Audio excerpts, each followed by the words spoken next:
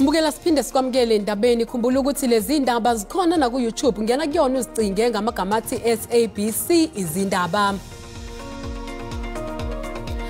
Ungqonqgoshe wezobulungiswa nokuhlunyeleliswa kwezimilo Ronald Lamola uqinisekise izakhamuzi zakuleli ukuthi amajele aphephile futhi akulula ukuthi weqa kona. Lokhu kuza emva kokweqa ejele kukaThabo ngoNhlaba wanyakenye.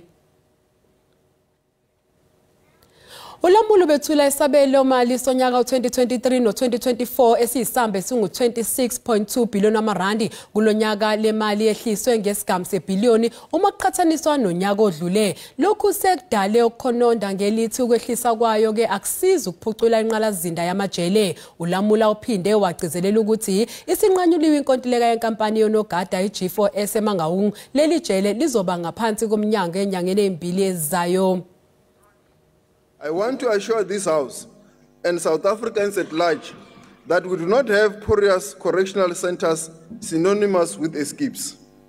In the last financial year, out of an inmate population of 157,056, a total of 27 inmates escaped, which represent 0.017%.